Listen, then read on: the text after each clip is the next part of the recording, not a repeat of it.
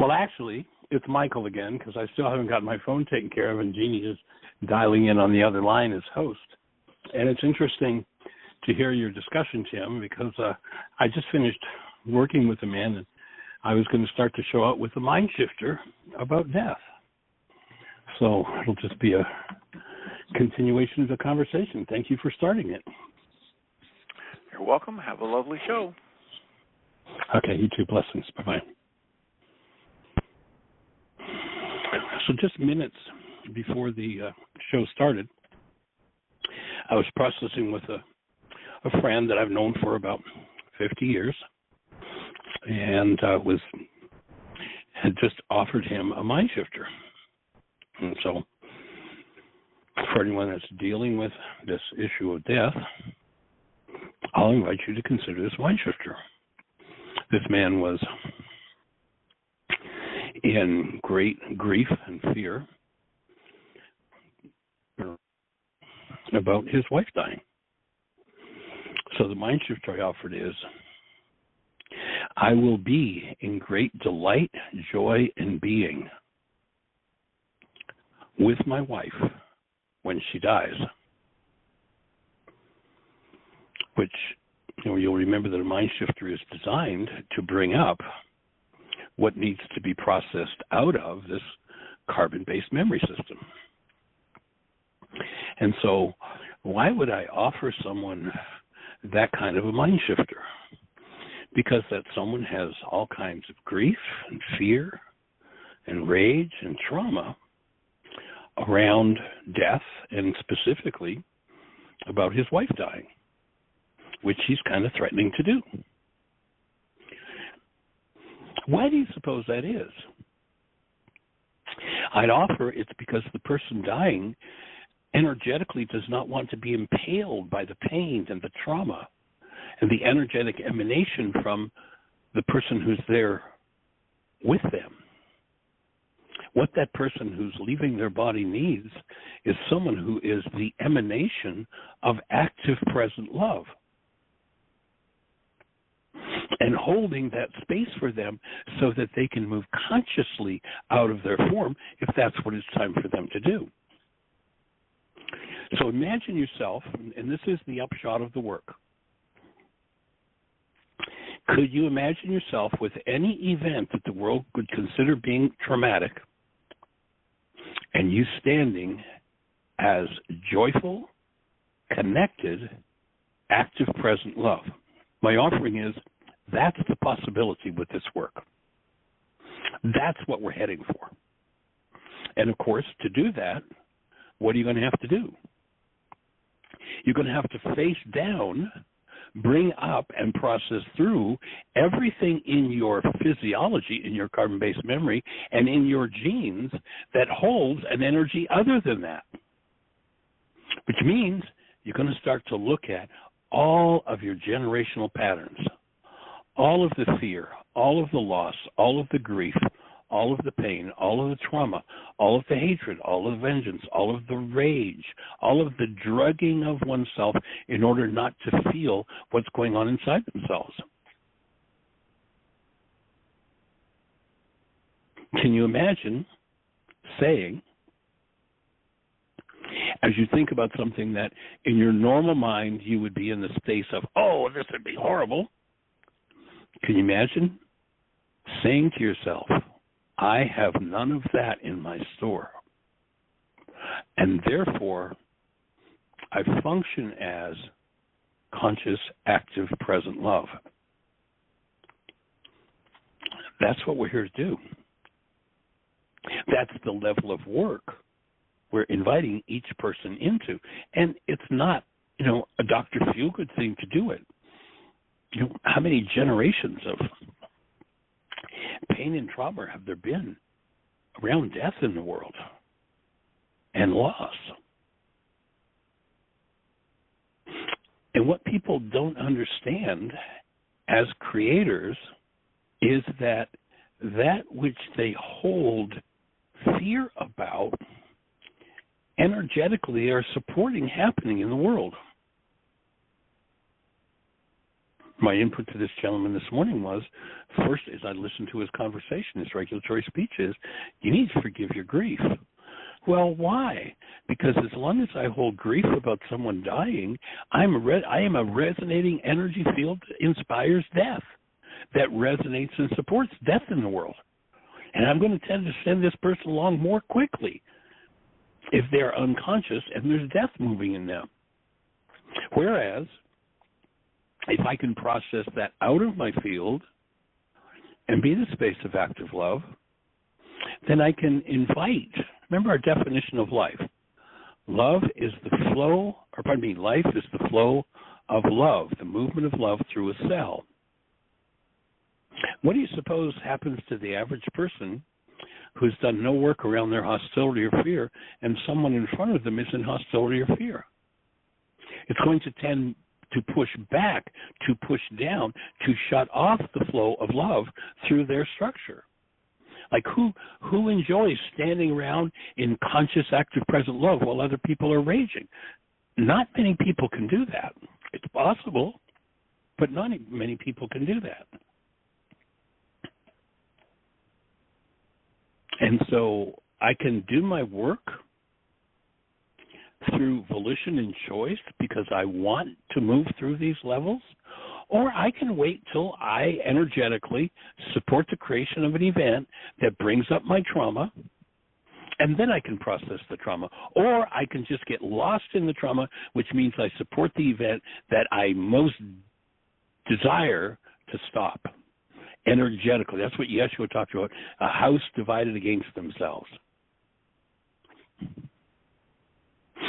When you realize that you're a creator, it doesn't matter whether you focus on something out of love or out of hate. Being a creator, by focusing on it, you just created it. Let's go back and listen to Yeshua, where he says, let thine eye be single, and thy body will be filled with light. What does that mean? Well, if we talk to a modern-day physicist, they're going to tell us that matter, form, is light energy solidified. Thine eye single is a statement of our creative power. If my focus is on death, then I'm going to tend to energetically support and bring about death in the world. When I can let go of that and my focus is on light and life and love is flowing through my cells, then I become the space where healing of all trauma and death can occur. And that is the possibility of this work.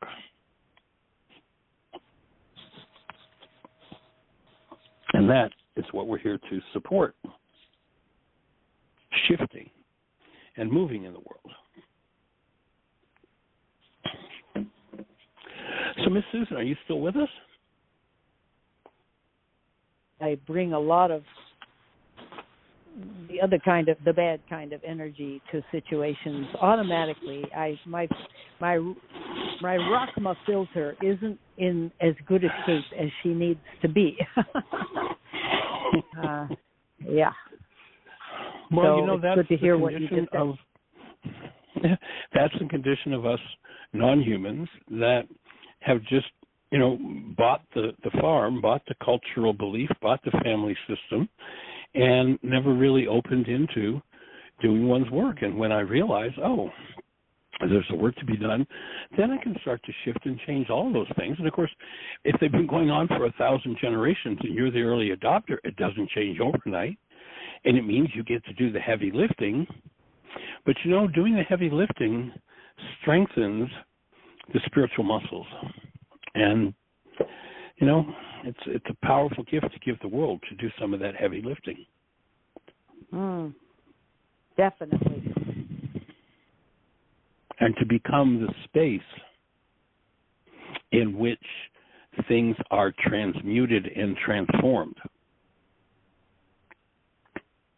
When that critical mass of energy shifts out of hostility or fear into the presence of love, that's where Yeshua says the world will be transformed in the twinkling of an eye.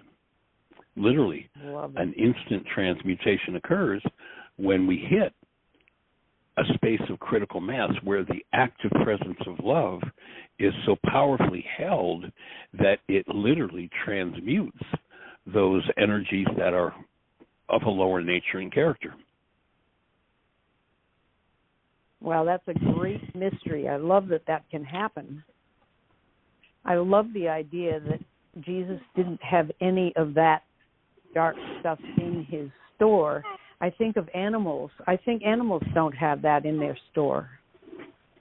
That's why you can abuse a dog, God forbid, and the dog will maybe cower out of fear, but the dog will be right there, forgiving. They don't have a store of anger, and they don't have a lot of the bad stuff we have.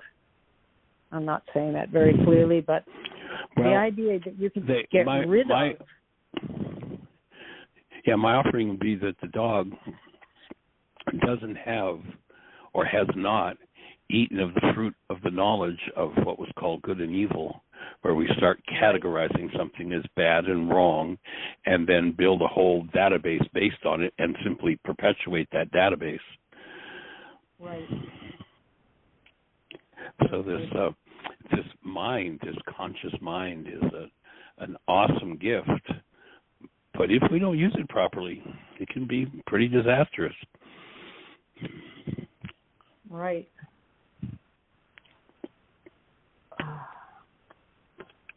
Breathing with you, yes. Yeah, well, I was telling Dr. Tim about a young, they're probably in their early 60s couple. The man walks way ahead of the woman. I don't know if you were on the call when I was telling him about that. No, I didn't hear that. No, I didn't hear it. There's an Asian couple in the park.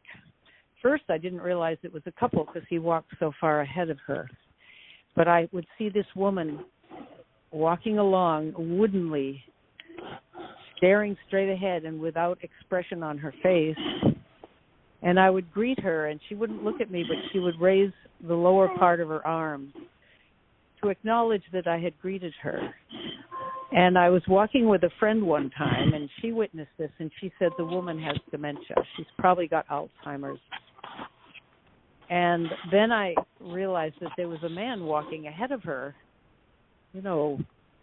not terribly far ahead, but far enough so you wouldn't really know they were together unless you looked.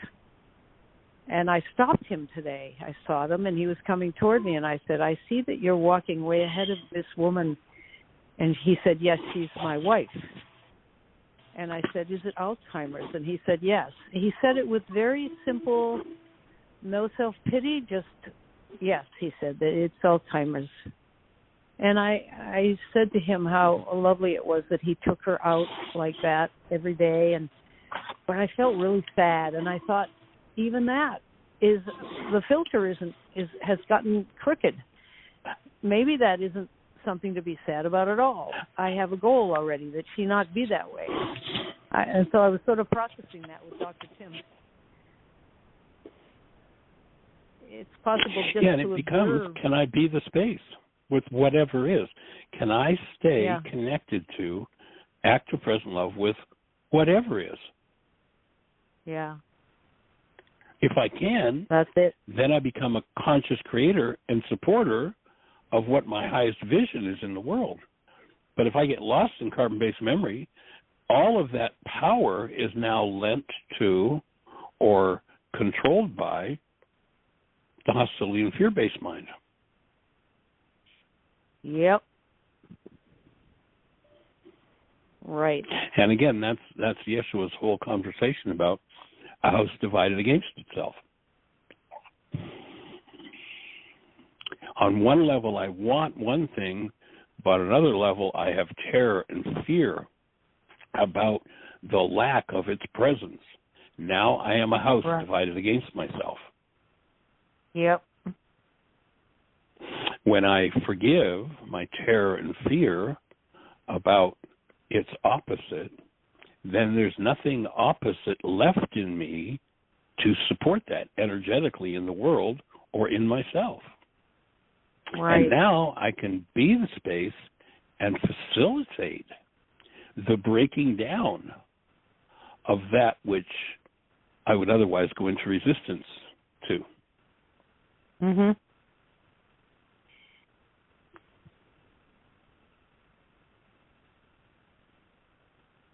And, the whole objective of this work is to support each person really, truly being a human being, functioning with the awareness that they are love and being that space. How different could the game be?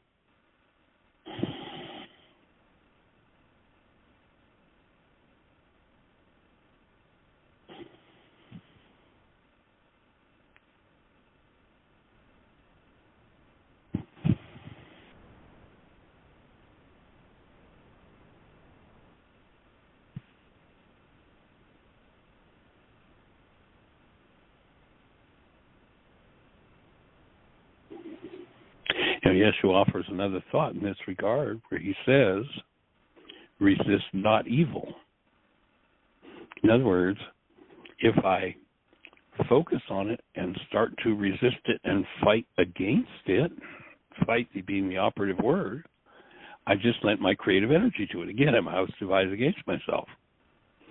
When I look at something and say, I would prefer that be different, and I'm going to stay connected to active present love and be the space that enhances that possibility, then I can make a contribution to that coming about in the world.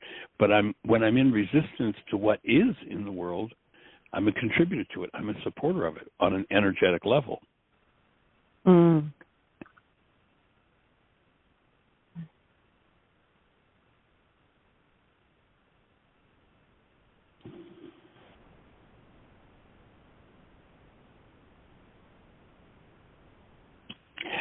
So does that leave you with any other thoughts, young lady? Food for thought, for sure. Oh, good. Yeah. Then we did our job today. Hey. Thanks for opening the conversation. Well, you're welcome. Did you get my email this morning? I haven't looked at email this morning. I've actually been out working in the garden. Oh, good. So I haven't it was just an answer email. to the... Sorry? I say that was my morning. I haven't touched email yet. That's very good. And that's a good example to set. Yeah.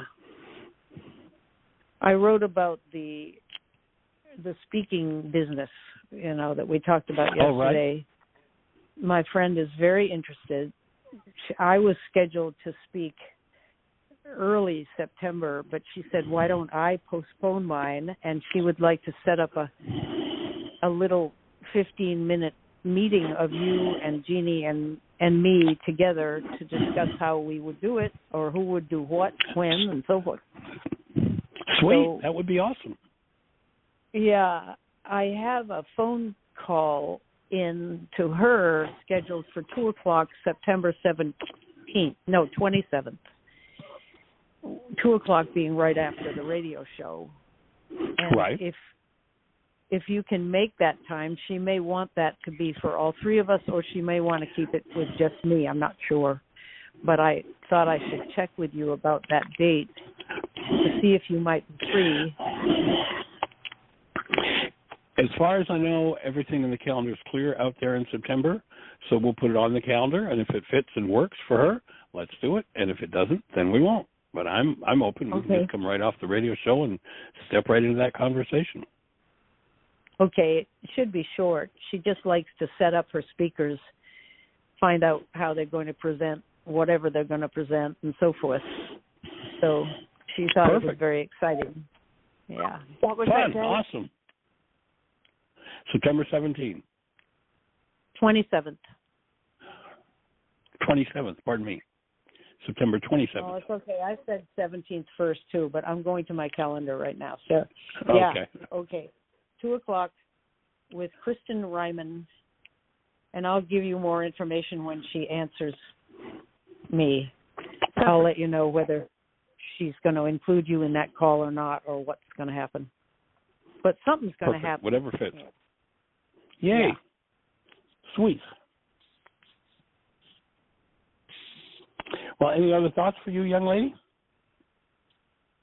No, I'm lying here restricted in my activity and deciding that this is a good healing. thing.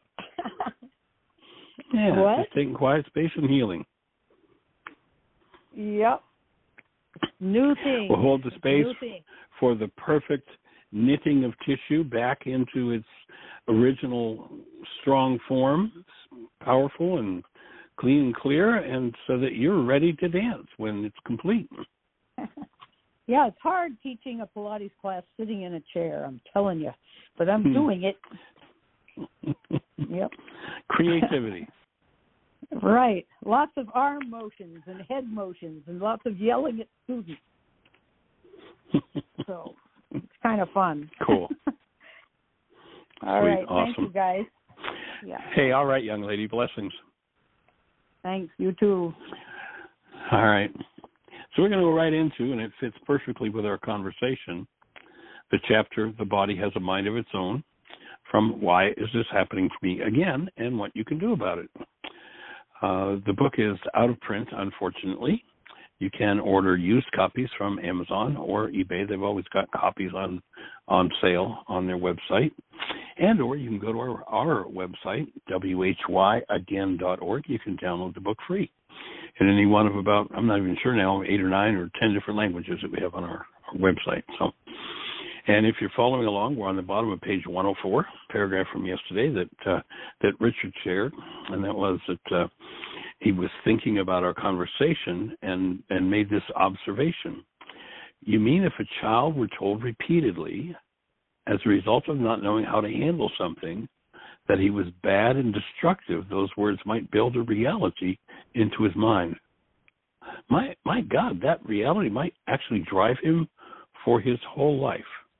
And my offering, if you've ever known bad children, my offering is there is no such thing as a bad child, but enough language pointed at a child to build a reality in so that that child thinks that they're somehow broken or defective, and you can generate millions of bad children. Just take a look at the world that become the millions of quote-unquote bad adults. And it's all a result of an error in the mind.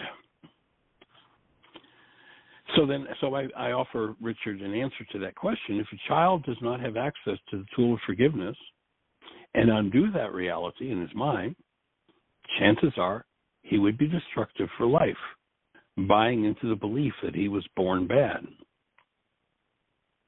Of course, there is no such thing as a bad child, but many quote-unquote bad children are the product of parents who don't know any better nor understand their role in structuring the realities in a child's mind.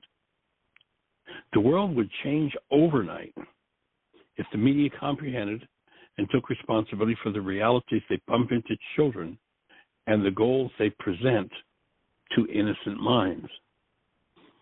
And then there's a key thought, and the key thought is the mind is only capable of responding with whatever has been programmed into it. We can dismantle the realities that do not serve us by learning to forgive.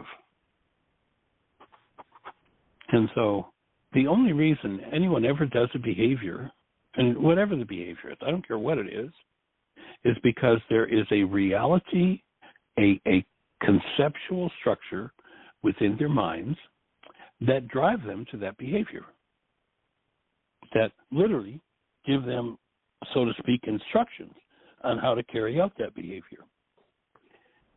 And it is an energetic structure in the mind that creates those types of realities. Forgiveness, nothing to do with the Greek idea of letting somebody else off the hook for what's going on inside of me. Forgiveness is the tool with which you remove those energetic structures.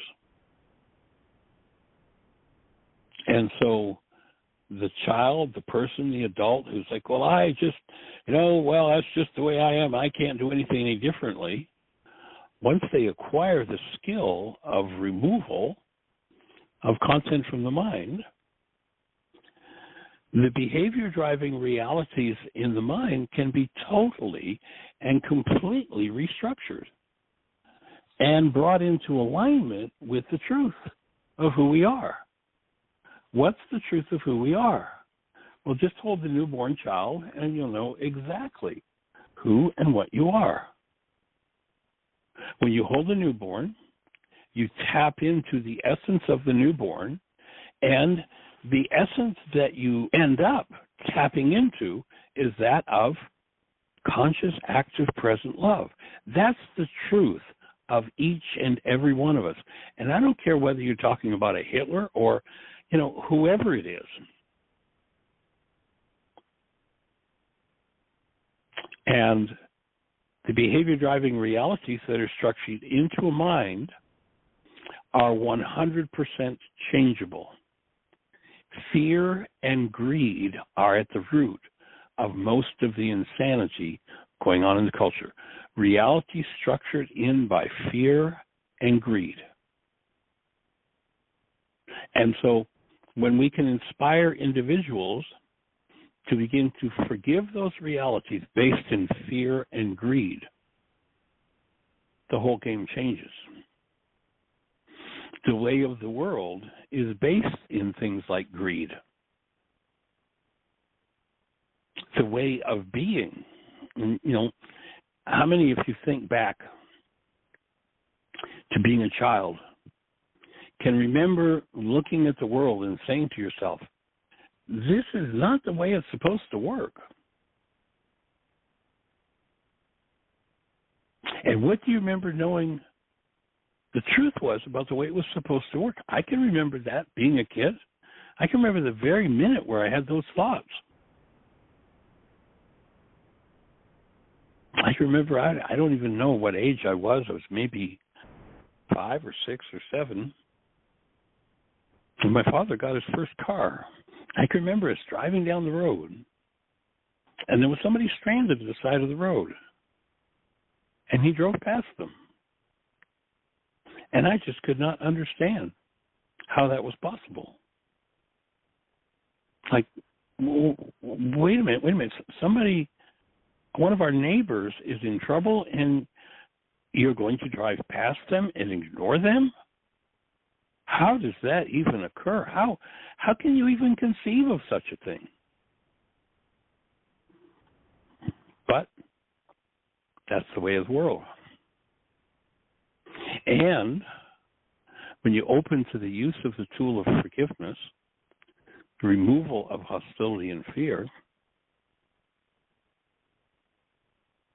then the truth about the way it's supposed to work. And, I've asked this question of thousands of people over the years. How many remember knowing when it was supposed to be different? And then I ask, what do you remember knowing it was supposed to be about? Everybody answers love or fun or caring or support. Everybody.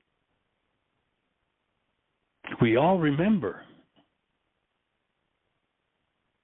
And my offering is it's time for us to individually and collectively remember, become members once again of a human family, a human race that functions out of active present love rather than out of hostility, fear, rage, guilt, grief, greed, condemnation, gossip, slander, vengeance, to literally be restored to the truth of who we are. And that, I would offer, is the objective of this work. And we're delighted that you're here to lend your ears to the conversation. Because energetically, just lending your ears to the conversation, wherever you are, if you're down there and or up there, up under, or up over,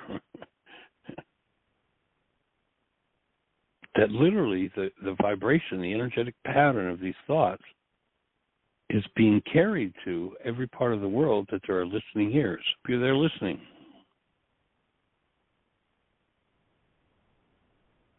And maybe Thipia is listening in Thailand, and Peter's listening in Sweden. And literally, the energetic pattern, one of the reasons we do this show is to continuously move the energetic pattern of functioning as conscious, active, present love. So honored that you're part of the conversation. And Miss Jeannie, do we have anybody in the phone queue with a hand up or anything happening in the chat room? We do have a hand up. It's area code 517. You're on the air. Is this Angie? Hello, it is. Hi, guys. Hi. Hey, welcome, young lady. How are you? Well, I am good. Thank you for asking. How are you? We're rocking, doing well. Had a good morning in the garden. We just bought a new composting system, and yesterday got a couple of thousand worms and put them in the compost. So I was working around getting the worms comfortable and getting the garden ready for the next level and doing some composting. And so how was my morning today? Well, that sounds delightful. It is. It was delightful. Yay. Blessed worms. Oh. Well, I tuned in. I missed Susan's question or comments in the very beginning, and I tuned in as you were sharing about the ideas of loss and death and all of the grief and pain and drama and trauma that can go along with it and is still present, I think, here. So lots is moving and is moving for me. I put my hand up around that time and just have been present and listening. And I want to share a few things that I've experienced, and perhaps you could even offer clarity or affirmation around some of the experiences I've had. And interestingly enough, I woke up this morning and the time that my mom was making her transition, from the time we found out she was sick to the time that she actually passed, I was really present to that time for myself, for her, and for our family as a collective, in seeing how we weren't. I think my sister and I were the ones who were available to be the most present. Right. And we could, there's maybe a judgment, we could have done better.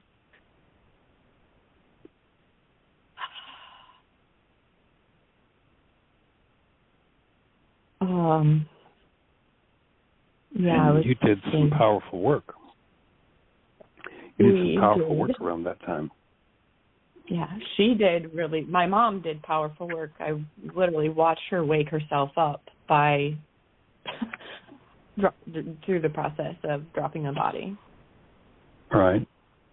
And in the final moments of her transition, several hours, like a day, when it was encroaching in me, I noticed that I went into like a little bit of this wobble where I was like almost like a mania type energetic setup, where it was like an oscillation between a low, oh no, I've done something wrong, something's off, this isn't supposed to happen. But then something shifted and I seen, and I was able to tune in with the joy and the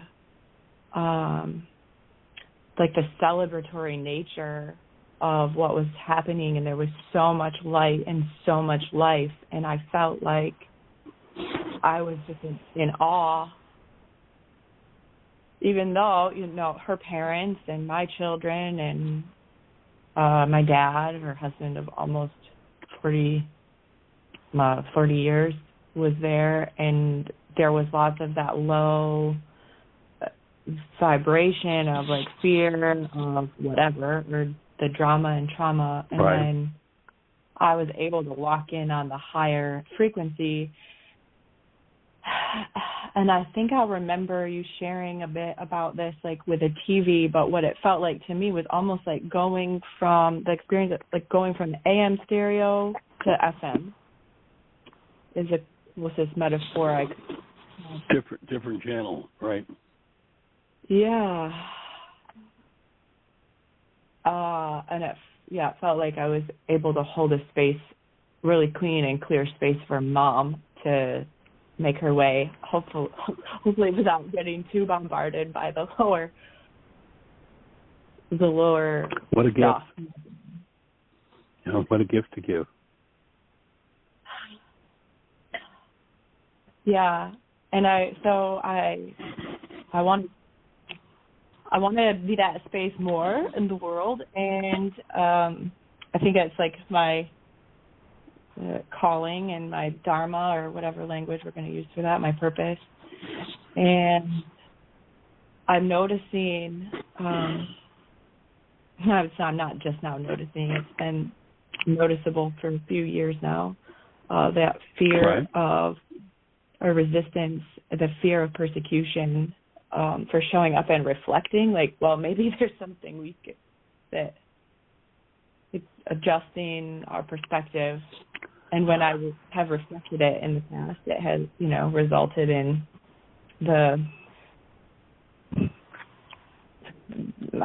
some sort of self-put down or self-condemnation. That's when you want to be canceling that goal and processing through that underlying mind energy that you hold about self. Right. Yeah, like that wasn't enough. Yeah. So I'm not enough, is that your perennial worksheet? Is that your 77 times 70 worksheet issue? Yeah, basically. Well, we'll hold the space for you to get finished with your 77 times 70th worksheet and be finished with that issue. And become a different space in the world, because a different space for that one is a major contribution to the world with the, if you look at, of the 32,000 sects of Christianity, the majority of them that I'm aware of promote that message. So with this, like the mind divided against itself, if I'm looking, so the way I had loaded this as a little girl, was looking to Mom or Dad, and then eventually everybody, or God, or whatever, out there as my gauge of how I was doing. Right. In a sea of faces who, weren't actively being a space.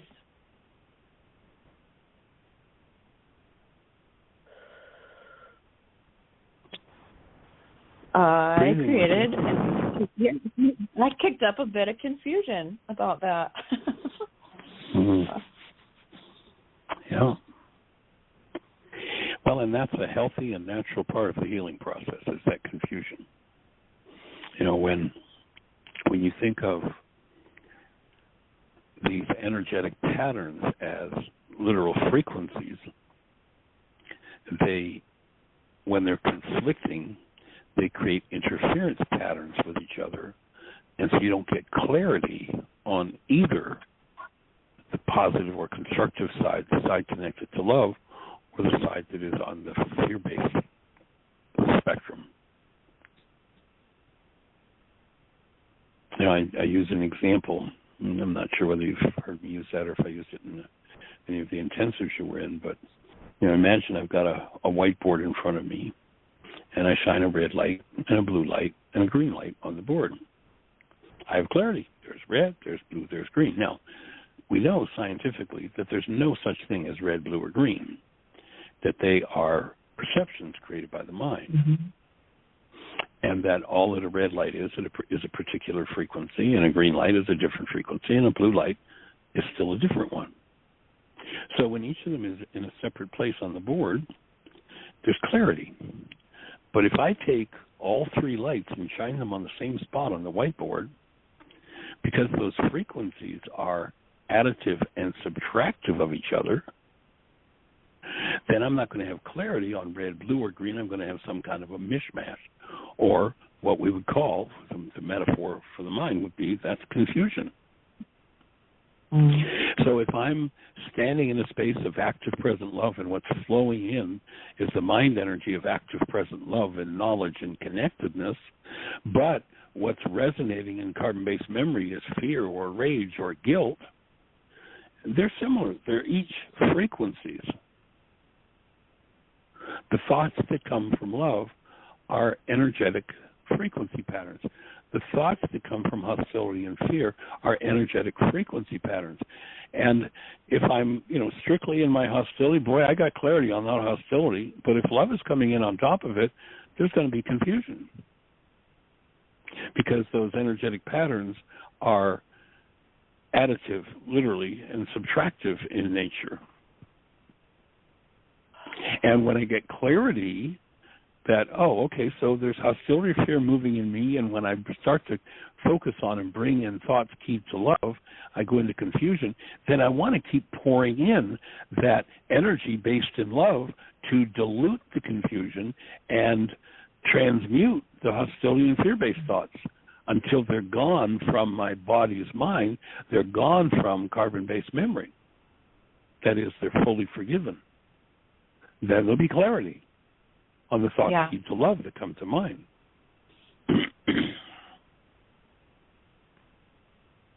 Yeah. So the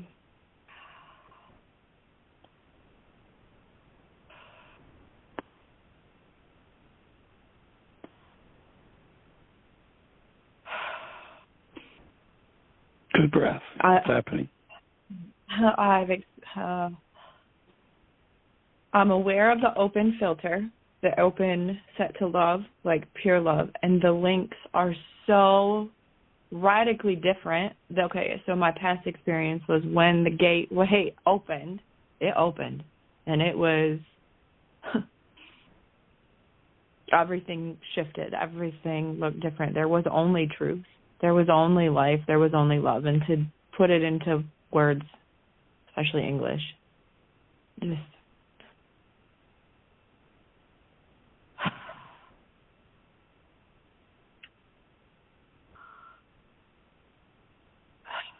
really minimalizes the profundity of the experience of what and who we really are. And I was perceived at that time, so this is probably somehow linked in, like safety. This is a safety issue where I've almost like subconsciously, maybe even a bit consciously,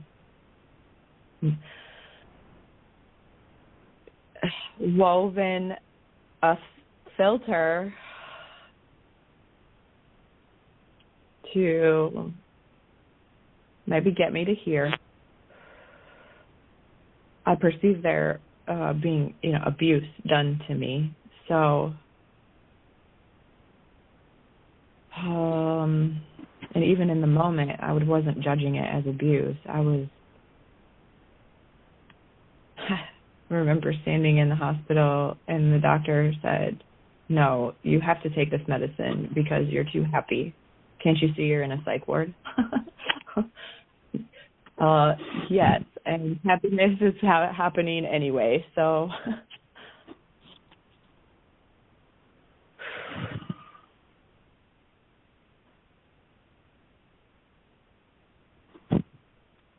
There's pretty bizarre, isn't it? It's extraordinary. Extraordinarily bizarre.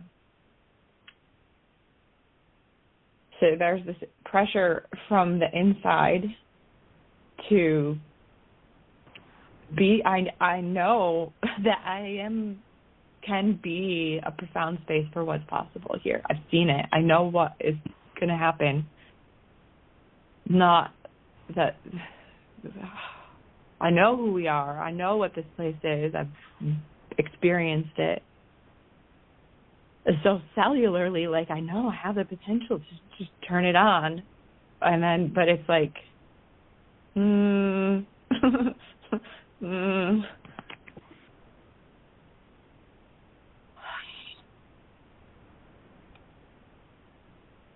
So have you done any worksheets around the messages that came from that doctor? I don't know. Not lately. Or to have to tamp down to move into alignment with his expectations or her expectations?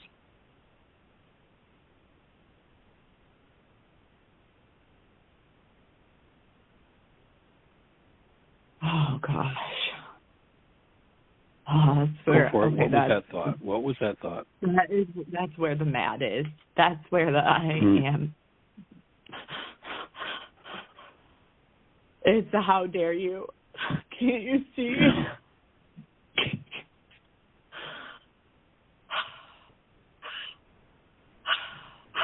And I know that they just couldn't see. They just couldn't see.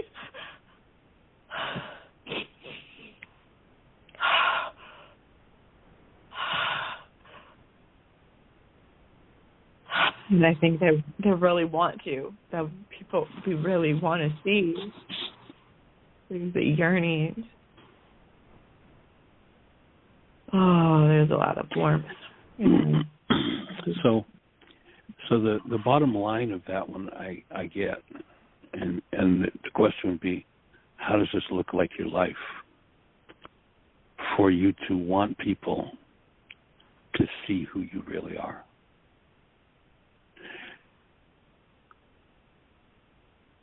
And for you to be able to make real who you really are. Yeah. The recurrent theme was it's not safe.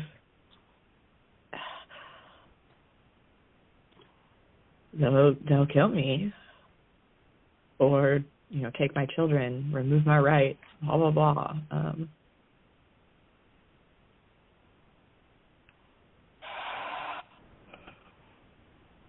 Releasing all of that.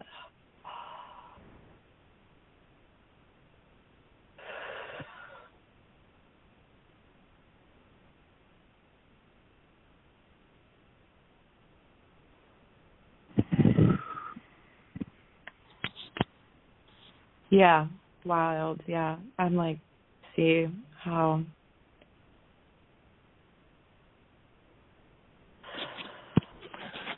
So what does it feel like to cancel your need to be treated like a human being? I cancel my need to be treated like a human being.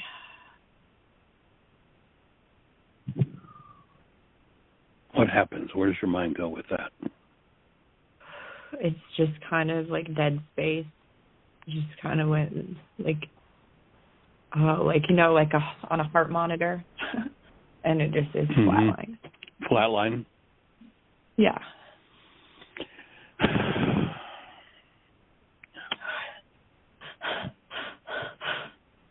And so here's the thought. I just hate the way that it happened. I hate that had to happen like that. So when I'm willing to let go of holding any kind of hate in my structure. Yeah, time to forgive your capacity to hate.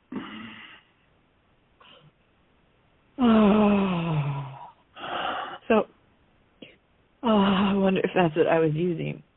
Oh, gosh.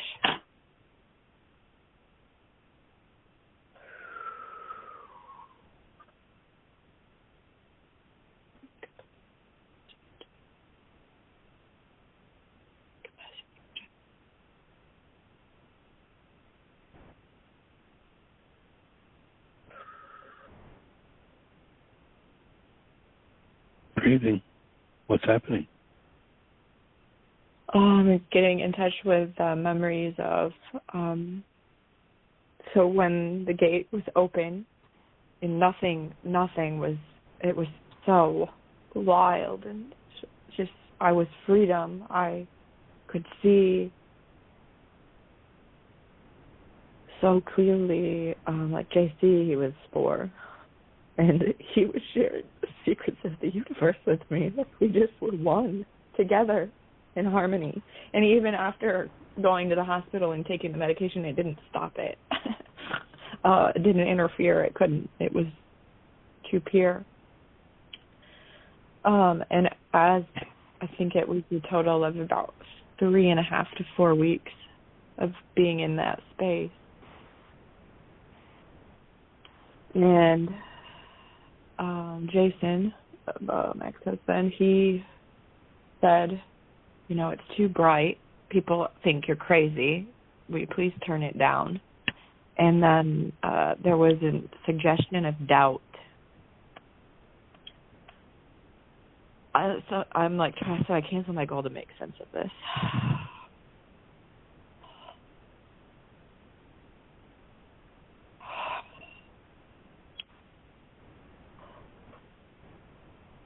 I did something to allow the gate to close, the filter to.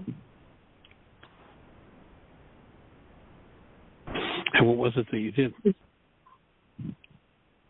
I didn't do it consciously, but I was really very present for the experience of it closing and what appeared to be the either removal or the interference with the gift of that pure expression and touch of life.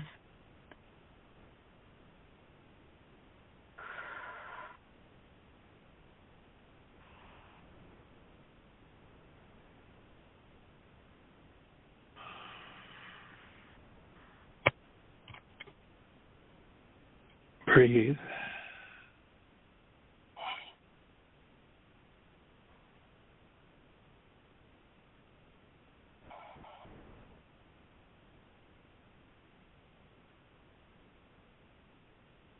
It was like everything just went dark and the magic was gone.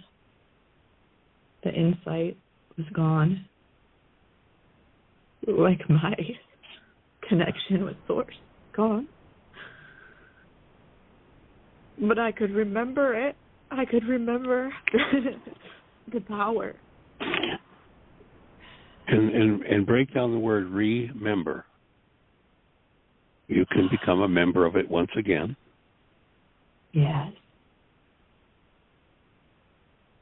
And now you know.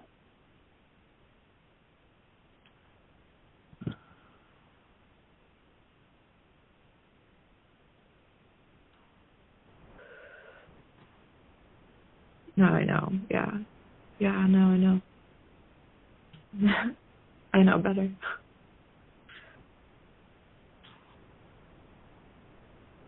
I can see that it was never really gone. And I knew that all along, but and the experience of the interference was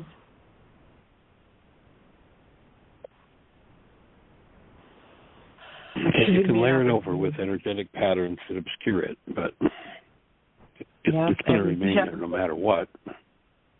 The words are, it was giving me an opportunity to perpetuate and play out more victim helplessness on repeat. So maybe it's time to just let go of that whole reality called victimhood. I think that sounds like a good plan. I think that's a really good plan. It's like, there's a part of me that's like, Michael, I've been doing it. I've been doing that. Oh, dear.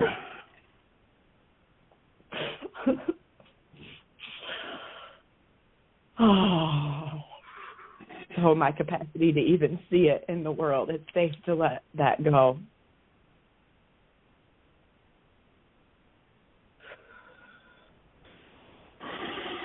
So remember to breathe.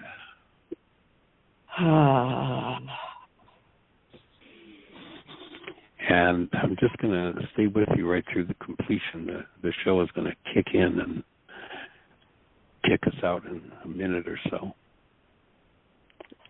Thank you so much. Thank you, everybody. I'm going to hold the space and be with you and breathing with that. Really remembering.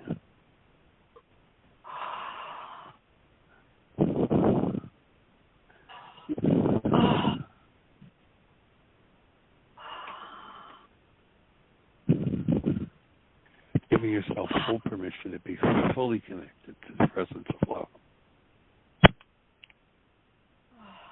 Whatever the world does, whatever the doctors say.